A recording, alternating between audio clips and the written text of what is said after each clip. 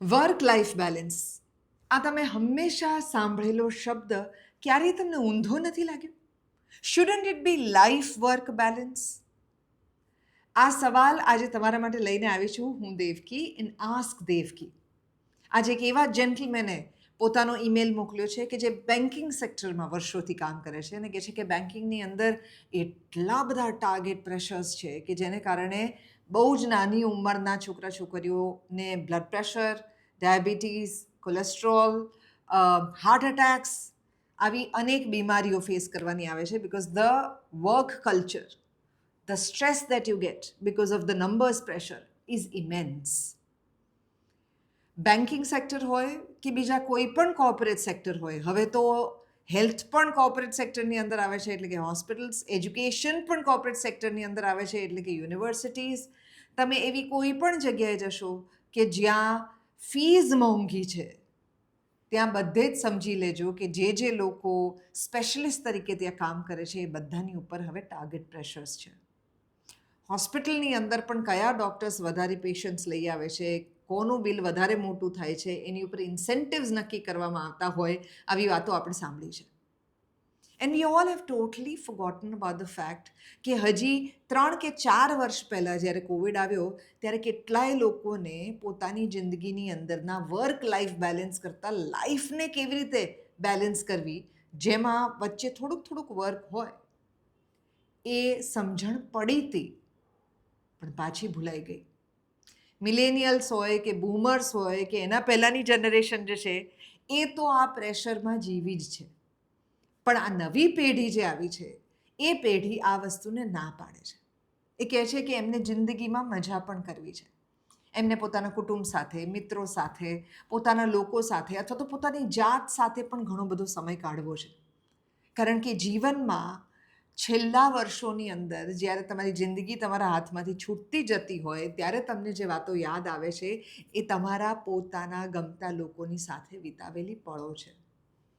મેં કયું target achieve કર્યું હતું, મને એને માટે એવોર્ડ મળ્યો હતો કે નહોતો મળ્યો, કેટલા લોકોની વચ્ચે હું ફેલિસિટેટ થયેલો કે થયેલી, એના કરતાં મારા પોતાના ગમતા લોકોની ગમતી પળોમાં હું એમની સાથે હતો કે હતી. મારા બાળકો જે છે એ જ્યારે મોટા થઈ રહ્યા હતા ત્યારે એમના માથે હાથ ફેરવવા માટે, એમને ખોળામાં રમાડવા માટે, એમને હાથમાં ઉચકવા માટે, એમને ફરવા લઈ જવા માટે, એ પહેલી વાર પડે, પહેલી વાર રડે, પહેલી વાર હસે, એની મૂંઝવણો જ્યારે હોય ત્યારે એમાં હું હતો કે હતી કે હતો કે નથી, આ વાત બહુ અગત્યની થઈ જાય છે. તમે હમણાં જ જોયું હશે આમિર ખાન નો વચ્ચેનો જે ફેઝ જ્યારે હી ડિસાઇડેડ કે હું ફિલ્મ્સ નહીં કરું અને પછી he went on to a lot of podcast and a lot of conversations કે જ્યાં એણે વાત કરી કે એણે કેવી રીતે ખબર હતી કે આશુતોષ ગવારીકરના સપના કયા છે, પણ એના પોતાના દીકરા કે પોતાની દીકરીના સપનાઓ, એમની નિષ્ફળતાઓ, એમની સ્ટ્રગલ્સ વિશે એને બેર મિનિમમ ખબર હતી. કારણ કે એણે પોતાની જિંદગી પોતાના પેશનને આપી, પણ એની સાથે સાથે એક પિતા તરીકેની પોતાની જવાબદારી જે છે એમાં બહુ મોટી ચૂક રહી ગઈ. આ વાર્તા જે છે અનેક લોકોની છે. ગુજરાતમાં રહેનારા લોકો માટે કદાચ હજી આ વાત નાની હોઈ શકે કારણ કે આપણે ત્યાં ડિસ્ટન્સનું મહત્ત્વ એટલું બધું નથી, પણ દિલ્હી કે મુંબઈ કે બેંગ્લોર કે ચેન્નઈ કે આવા મોટા શહેરોની અંદર રહેતા લોકોના જીવનના રોજના 2 થી 4 કલાક તો માત્ર ટ્રાવેલની અંદર જતા રહે છે. સૌમ્ય જોશીનું એક નાટક છે વેલકમ જિંદગી, જેની અંદર એક બહુ સરસ વાત છે કે મુંબઈના પિતા જે છે એ પોતાના બાળકોને આમ હાઇટમાં વધતા નથી જોતા, આમ વધતા જુએ છે. કારણ કે જ્યારે ઘરેથી નીકળે છે ત્યારે પણ બાળક સૂતું હોય છે ને પાછા જ્યારે ઘરે આવે છે ત્યારે પણ બાળક સૂતું હોય છે. મારી પોતાની જ ઓફિસની અંદર અમારા એક સેલ્સ હેડની વાત કહું તો મને બહુ અચરજ થયેલું જ્યારે મેં એ વાત સાંભળી હતી કે એને પોતાની વાઈફની સાથે સતત ઝઘડા થાય છે કે એને પોતાની વાઈફની બર્થડે યાદ નથી રહેતી, એમને પોતાના લગ્નની એનિવર્સરી યાદ નથી રહેતી, એને પોતાના બાળકોના જન્મદિવસ યાદ નથી રહેતા, એની પાર્ટીઝ કે પોતાના ફેમિલીના ફંક્શનમાં કે મા બાપને ડૉક્ટર પાસે લઈ જવાના હોય એવી બેસિક જરૂરિયાતો માટે પણ એ નથી પહોંચી વળતો.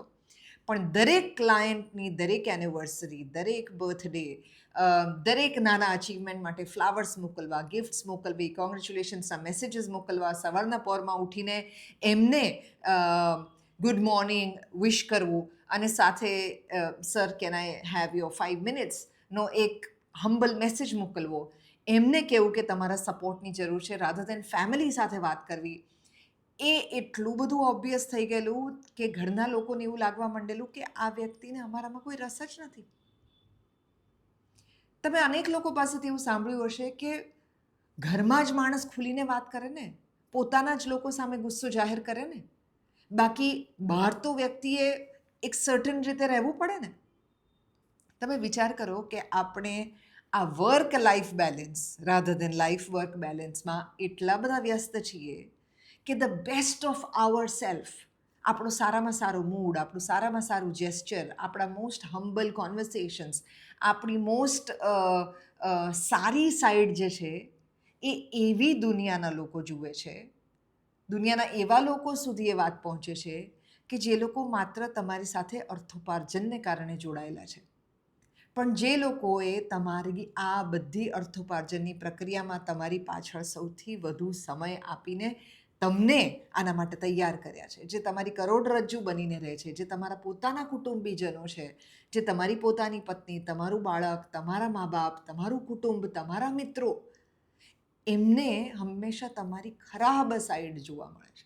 ખરાબ એટલે તમારો આક્રોશ હોય કે તમારું અવોઇડન્સ હોય, અથવા તો તમે એમને ભૂલી ગયા છો એ વાતનું વારંવારનું રિયલાઇઝેશન હોય, તમે એમને સેકન્ડ પ્રાયોરિટીમાં મૂકી રહ્યા છો એ વાતનો વારંવારનો વિશ્વાસ હોય, એ કઈ પ્રકારના સંબંધો ડેવલપ કરે છે જીવનની અંદર. આપણી લાઈફમાં વર્ક, કામ એ માત્ર એક ભાગ છે. તમે ખૂબ પેશન સાથે કામ કરો છો તો એ બહુ સારી વાત છે, it helps you grow as a person. પણ તમે માત્ર કોઈક એક રેસની અંદર છો કે જ્યાં તમે ઈચ્છો છો કે કોઈ બીજા કરતાં વધારે નંબર આવે, કોઈ બીજા કરતાં વધારે સફળતા મળે, કોઈ બીજાથી વધારે પૈસા મળે, પછી શું? આ સવાલ આ દોડાદોડની વચ્ચે આપણે પોતાની જાતને પૂછવાનું ભૂલી જઈએ છીએ. મારો એક મિત્ર છે, IIM અમદાવાદમાં ભણેલો આજથી લગભગ 15-20 વર્ષ પહેલાં, અને he is in his 40s right now. અને થોડા વર્ષો પહેલાં એની સાથે વાત થઈ ત્યારે મને કહેતો હતો કે મારે જલ્દીથી જલ્દી રિટાયર થઈ જવું છે, I want to retire at 40. તમે જાણતા હશો આ બહુ પોપ્યુલર કોન્વર્સેશન છે કે I want to retire at 40. 40એ રિટાયર થઈને તમારે શું કરવું છે? He said I want to travel. I said can't you travel right now? Can't you plan your life better so that you can travel right now? He said, I can, but પછીની વાત એની પાસે નથી. આપણે આપણા જીવનને એવી રીતે plan નથી કરી રહ્યા કે જેને કારણે તમે રેગ્યુલર તમારા બ્રેક્સ પણ લઈ શકો. તમારી લાઈફને એટલી સારી રીતે ઓર્ગેનાઇઝ નથી કરી રહ્યા કે જેને કારણે થઈને એની અંદર કોણ કેટલું મહત્ત્વનું છે એ તમે ઓન પેપર પ્લાન કરી શકો. તમારી એક્સેલ શીટ્સ છે તમારી પાસે તમારા ટાર્ગેટ અચીવમેન્ટ્સની. તમારી પાસે એ બધો જ રો ડેટા છે કે જે તમારા ધંધાને કેવી રીતે વધુ સક્સેસફુલ કરી શકે, કેવી રીતે ડેવલપ કરી શકે, કેવી રીતે એનું એનાલિસિસ થઈ શકે, એ બધો ડેટા તમારી પાસે છે. હવે આમાં બ્રાન્ડને બદલે પોતાની જાત, પોતાના જીવન, પોતાનું કુટુંબ, પોતાની લાઈફ, પોતાના સપના, પોતાની એમ્બિશન્સને મૂકીએ અને પછી એને રીડિઝાઇન કરીએ તો રોજ એમાં પણ કયું ટાર્ગેટ અચીવ કરવું છે એ મૂકીએ તો મારા મા બાપના ચહેરા ઉપર સ્માઇલ આવવી જોઈએ.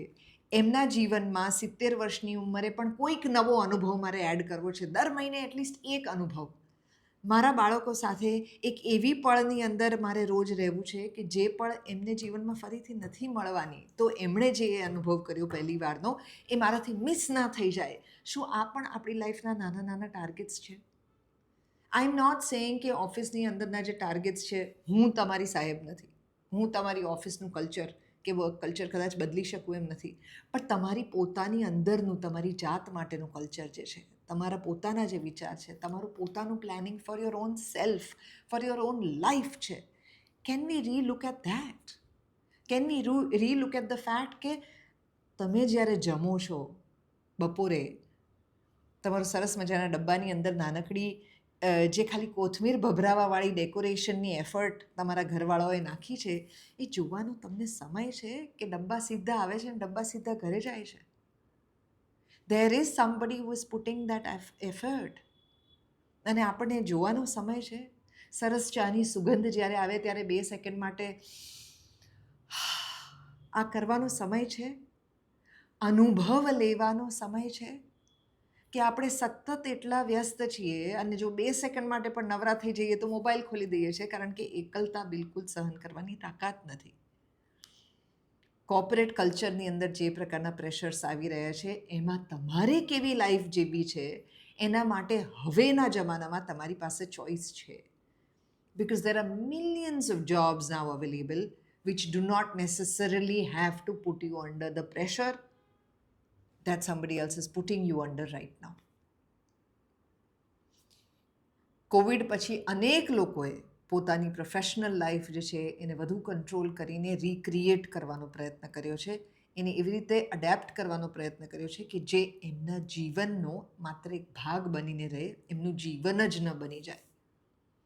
જો તમે પણ તમારા વર્કથી ખૂબ સ્ટ્રેસ્ડ હો, લાઈક મી, મારા જેવી વ્યક્તિ જેને 7 દિવસ કામ કરવું ગમે છે, કારણ કે હું મારા કામમાં એ વેરાયટી લાવી શકું છું અને હું મારી મરજીથી મારું કામ કરું છું. પણ જો તમે કોકની મરજીથી સતત માત્ર ને માત્ર ડિલિવર કરી રહ્યા છો and you are exhausted, you deserve a break, you deserve more love, you deserve more attention of your own loved ones and you need to give it back to them also. એવા અનેક targets જે છે એ કોઈ બીજાના business માટે તમે achieve કર્યા છે, પોતાની લાઈફ માટેના જે ટાર્ગેટ્સ છે, જેમાં હું ઘર કે પૈસા કે ગાડી કે મોંઘા હોલિડેઝની વાત નથી કરતી. હું એવી વાતો કહું છું કે જે પૈસા વગર તમને મળે છે. અને જ્યારે જ્યારે માણસ પોતાની નબળી પળોમાં જે પોતાની ગમતી પળો યાદ કરે છે એમાં એણે કેટલા પૈસા વાપર્યા એ યાદ નથી આવતું. એમાં એ કેટલું હસ્યો, કેટલું રડ્યો, કોની સાથે રહ્યો, કોણે વાલ કર્યું, આ જ તો બધી વાતો છે. Let's reevaluate what's important in life and then see, do we still want to create our life under the same pressure of somebody else's expectations?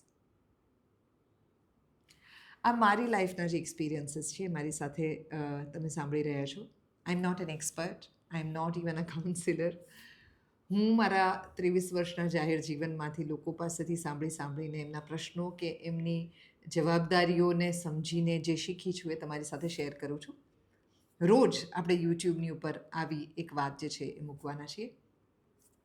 તમારામાંથી કોઈ પણ વ્યક્તિ પોતાના કોઈ પણ સવાલ મારા સુધી મોકલવા માંગતી હોય તો મને ઈમેલ કરી શકે છે. Thank you for watching, and I hope you will subscribe so that you can watch more videos like this. આવજો.